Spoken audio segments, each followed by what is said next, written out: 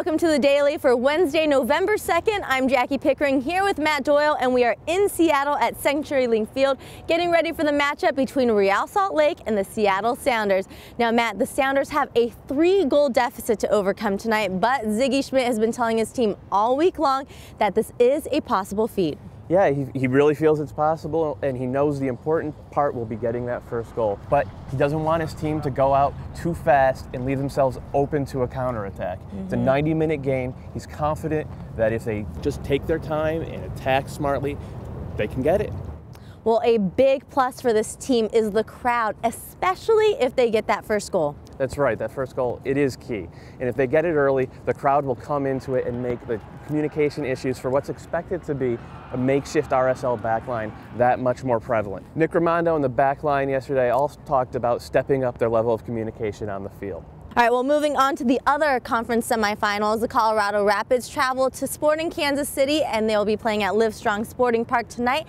And that match is almost sold out, only a few hundred tickets left. It's going to be a great atmosphere there as well, and the crowd will have a lot to shout about because there's some bad blood between these teams after Sunday's game.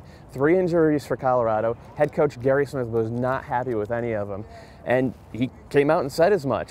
Peter Vermes, for his part, said, hey, soccer's a man's sport. If you don't want to be out there, you don't have to be out there. So, safe bet that these two guys will not be exchanging Thanksgiving recipes after the match. All right, well, speaking of bad blood, temperatures are still boiling between the New York Red Bulls and the Los Angeles Galaxy after what happened back in New York. That's right, Landon Donovan did not back down from his post-game comments at all. He called the Red Bulls a disgrace and their actions shameful. Hans Baca, for his part, didn't really take the bait, said he's not going to listen to Donovan and that the Red Bulls are on a different level. So we'll see what happens with that on Thursday.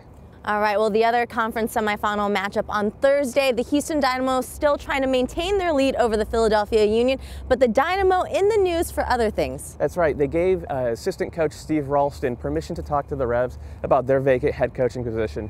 Right now, it looks like Ralston is the leader for that spot, but it's probably a decision that'll wait till after the playoffs. All right, well, finally, outside of playoff news, the league's newest team, the Montreal Impact, are still quietly but effectively continuing to build their roster. That's right. They made their 4th signing yesterday. Midfielder Sinisa Ubi-Parapovic, who was key not only in the second half of their 2011 national season, but back in 2008, he was the starting central midfielder for the Red Bulls in their run to the MLS Cup final.